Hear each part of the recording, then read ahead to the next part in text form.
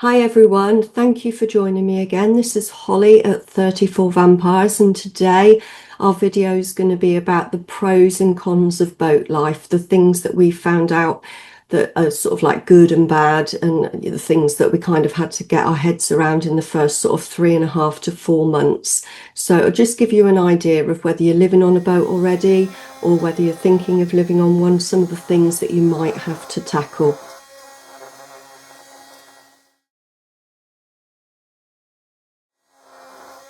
So space in order to do your DIY work can be really problematic because obviously you haven't got much room on the boat.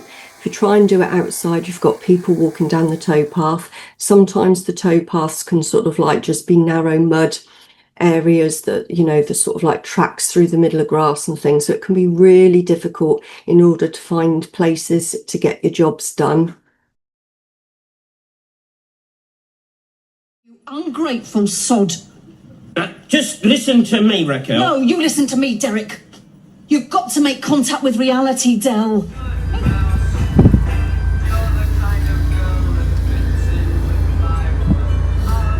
Don't want to be a YouTube star. I don't want to be a YouTube star.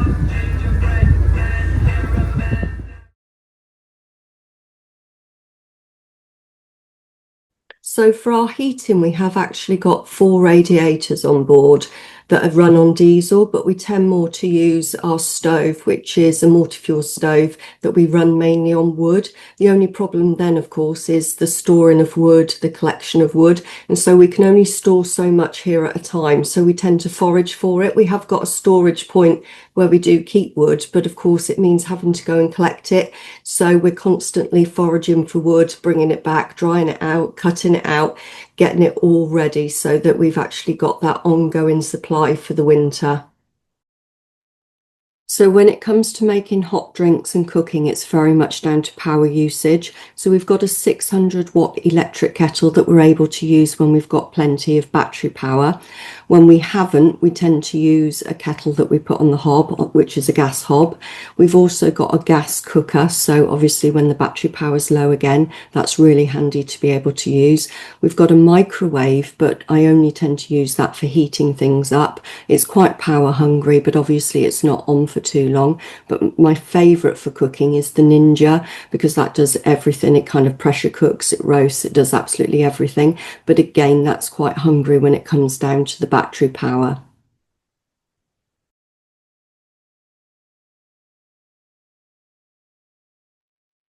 So we find rubbish is a problem in 2 different ways. Obviously, the rubbish that we create ourselves that we then have to dispose of in bins. So it's always a case of having to find somewhere in order to put your rubbish, because although the Canal and River Trust do have bins about, there aren't nearly enough. And we do a lot of wild mooring. So in between that, we have to find bins. And the other problem with litter and rubbish, obviously, is what's in the canal and what's on the side of the canal that blows in, because that gets caught around the prop and it gets caught in the weed hatch, and so that involves a lot of cleaning out. It's not just the weeds. You can see in the photo all the plastic and everything that has actually come out of the weed hatch, and that was what was found in the canal. So that's problematic for us too. So one of the things that we are looking at doing when the boat comes out for blacking is we're going to actually have a weed cutter fit. So that's sort of like a round sharp disc that sort of chops everything up. So even if you've got sort of like rope, string, or bits of clothing that are sometimes found in the canal caught around the prop, it'll cut it all up and it'll lessen the problem with regards to having to keep cleaning out the weed hatch.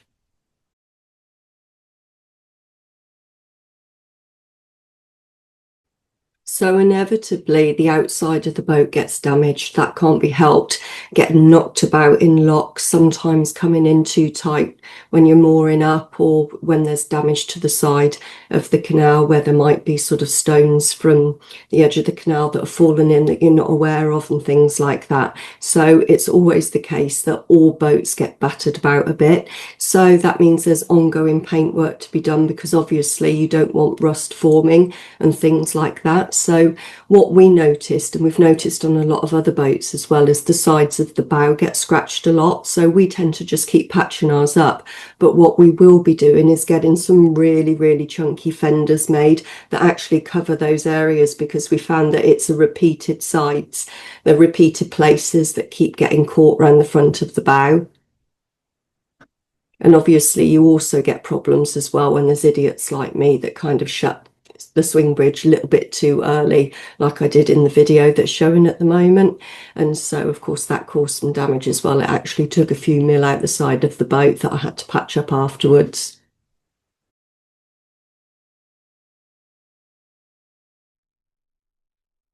So whether you've got a washing machine on board or whether you use a laundrette, obviously washing has to be done. And this is something that I found to be quite problematic. It's absolutely fine in the summer when I can put washing out to dry on the stern. I can put it out on the clothes horse and the stern gets pretty warm, especially if the canopy's up.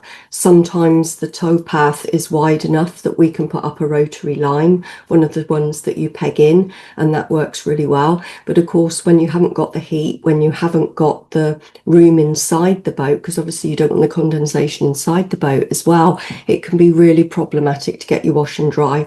And one of the things, obviously, if it doesn't dry quick enough, you don't want it smelling. So that's one of the things I found quite tricky, because sometimes I do bring it into the boat on the airer just to finish airing it off, and it takes up a lot of room. You know, on a narrow boat there's not that excess room to be doing things like that very often.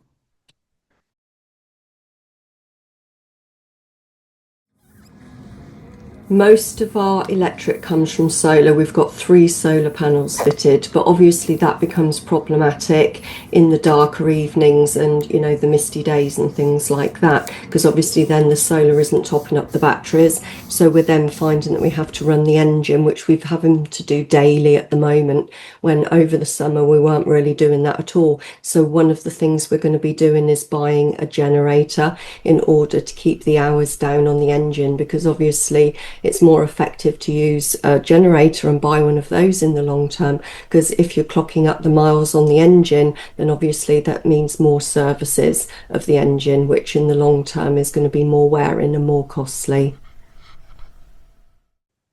We tend to watch TV in the darker evenings, so if the fire's on, we find that the USB chargeable lights that we've got, the candle lights, are usually enough just for when we're watching TV. Obviously we can put the other lights on if we need to, but for just the hours that we're watching TV, we tend to find that that's enough, and obviously that saves on power.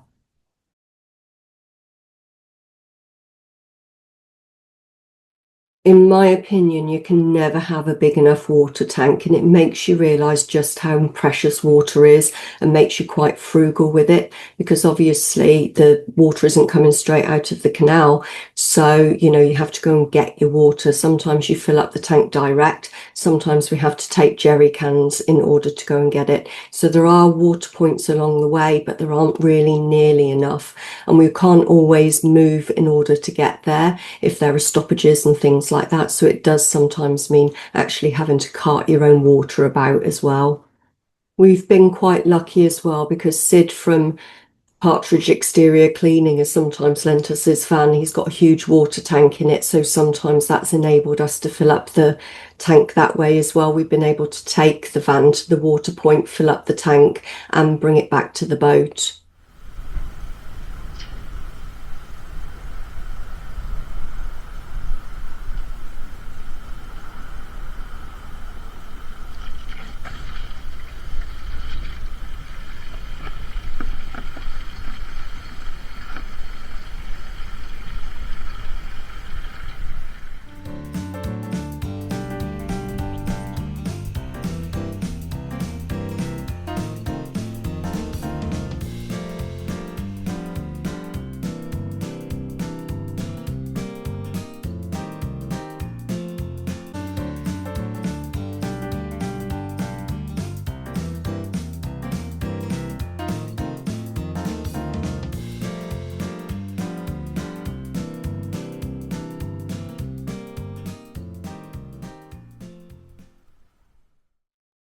So this is what happened on the way back with the water on this particular trip. So now we're without a trolley other than the little trolley that'll only take 125 jerry can at a time. So we've been trying to find wheels. We want to try and find some solid rubber wheels if we can, because we've had this trolley for about 3.5, 4 months. So it's done its job, but the trolley itself's fine. But as you can see, one of the wheels is absolutely knackered now.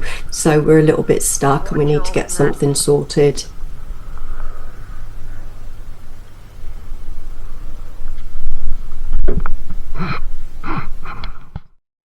So now we're on the subject of toilet talk, which I'm sure isn't everybody's favourite subject, but it's a really important one when you're living on a narrowboat. So we opted for a separator toilet. They're quite often called compost toilets, but they're not really. They just separate the liquid from the solid, and then the liquid you dispose of, the solid you compost. So we thought that that was a more eco-friendly way to do it. It's something that we then only have to sort out the solids once a week. The liquid we sort out daily. So there are other types of toilets you can get. There's a new one out that's an incinerator, but as I understand it, it uses quite a lot of power for the incineration. So I don't know how economical they are or how much they're going to take off, because they're quite new out at this time. But there's also the cassette toilets that are quite often used in camper vans and caravans. A lot of people have those, and there are other ones where people have a big tank. I think it's called Nelson or something, where they have to empty it, and it keeps it all on board in a big tank. That's something that we really, really didn't want to do. You know, imagine if the pipes burst, something like that. That's something that we just didn't want to have to handle. So we opted for the separator, and we certainly haven't regretted it at all. We find it works really well for us. So with regards to the toilet and having a separator toilet and things like that, that was something I was really worried about. I was worried about smell in summer, things like that. But there's an internal 12-volt fan that sorts all that out, so there's no problem there. And to be honest with you, I don't find it any worse than using a normal toilet. So yeah, my fears were sorted once we moved on board. The one issue with the separator toilets is men will have to sit down to wee, and obviously not all of them are happy with that, but there are urinals that you can buy that they can use instead.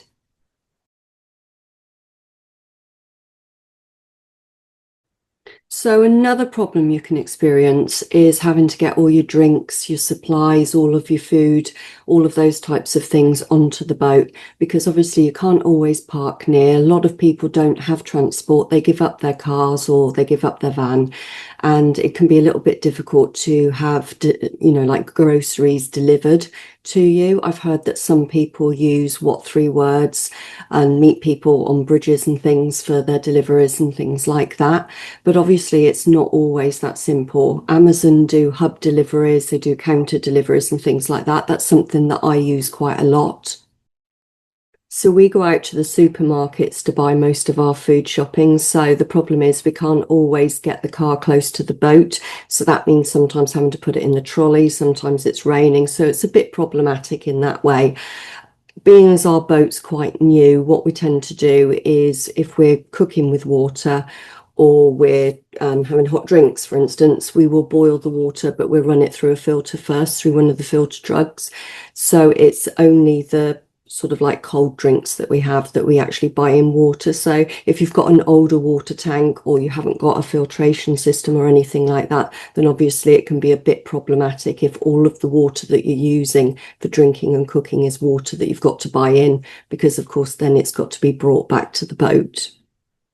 We've got a 12-volt fridge, which means that the fridge is running 24/7, so it doesn't turn off when the inverter's turned off. And it's got a small sort of freezer compartment at the top, but the whole thing is only the size of an under-counter fridge. So that's the one thing that we do find a bit problematic as well, is the fact that the fresh and frozen food we have to buy quite often because we've only got very limited storage space, and that will be the case for a lot of people on boats.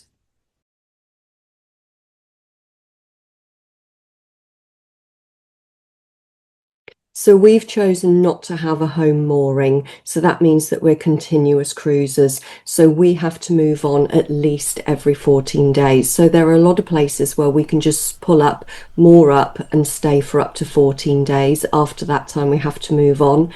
There are other moorings that where you're only allowed to stay for 24 hours or 48 hours, but the CRT liked you to move on in a continuous motion forward. Of course, there can be issues with illness, mechanical issues, adverse weather conditions and things like that. And the CRT will usually allow for that so that they allow you to stay longer.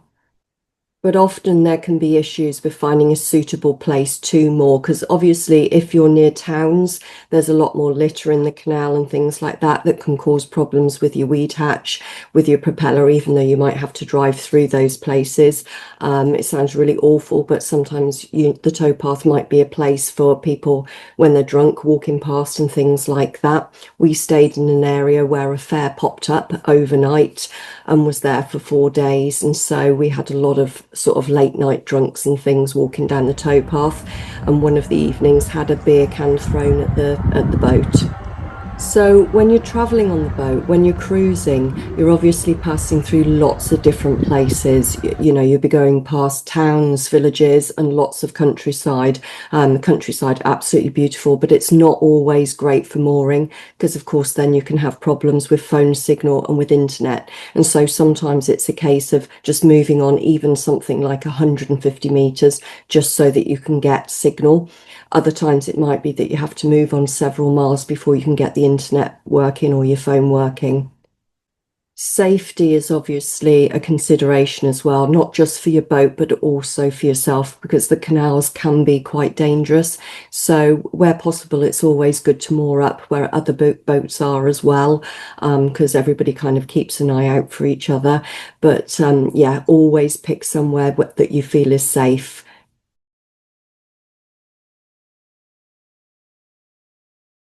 As continuous cruisers, we chose to keep our car. A lot of people give up their car or their van and they use public transport instead. But we felt it was quite necessary for us to be able to go shopping, for us to be able to go to medical appointments and all various sorts of things, because obviously public transport can also be quite expensive and it takes a lot of time out of your day. And if you're moving from area to area, obviously you have to kind of learn the terrain, where to go, where the bus stops are, where the train stations are and things like that. So that can eat into a lot of time. So the two issues that we have found as continuous cruisers having the car is obviously one is where you park the car in the first place, because every time you move, you have to move the car as well. And sometimes you could be cruising for quite a few hours. So there's been some times that we've had to have taxis. Other times we've had quite long walks in order to go back and get the car. But the other problem, of course, is because you haven't got a fixed address. And so you can't tell your insurance company where the car's going to be most of the time overnight. It normally means that your insurance might skyrocket as well.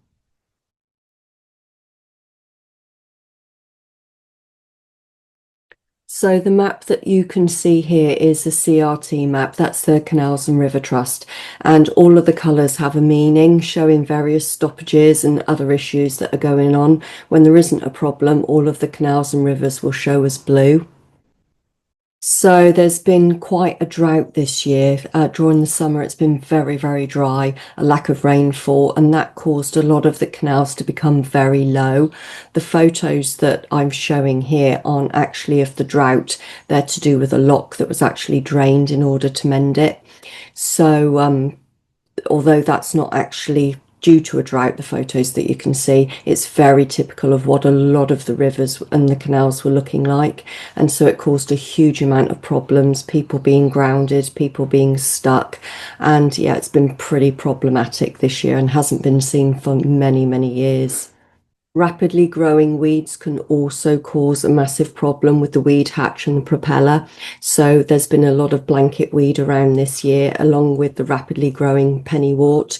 So sometimes the whole width of the canal is covered and it can make it really problematic for boats to be able to get through. So the CRT have had some boats out that have been purposely cleaning up the weed so that people can continuously cruise again.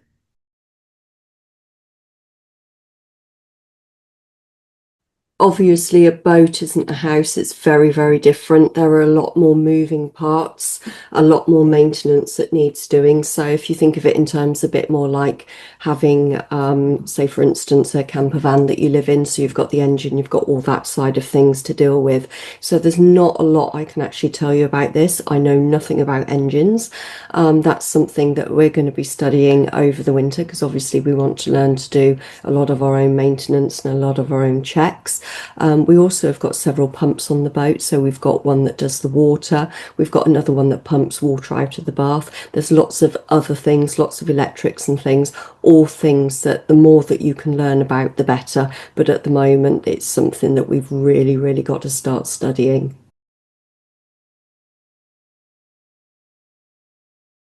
So as your boat's your home and it's obviously out in a public place, it's really important to have your privacy, because obviously there are constantly people walking along the towpath. So a couple of the things that we've done is put clings up at the windows, at the portholes in the bedroom, so that people can't see in, and they can't see in at night as well when the lights are on. We've also mirrored all of the windows so that people can't see in unless the internal lights are on, and then we've got the blinds pulled down. We also tend to keep our stern canopy up as well, so that we can have the stern doors open, and it makes it harder for people to be able to see in, especially if we've got lights on at night.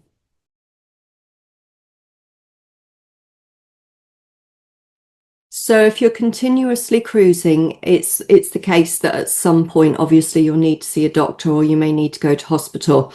So as a continuous cruiser, as you haven't got a permanent address, it means that you can actually sign on with any doctor's surgery for a period of 3 months as a temporary patient. However, if you're a temporary patient, it means that whilst the doctor will be able to refer you for scans, they won't be able to refer you to consultants.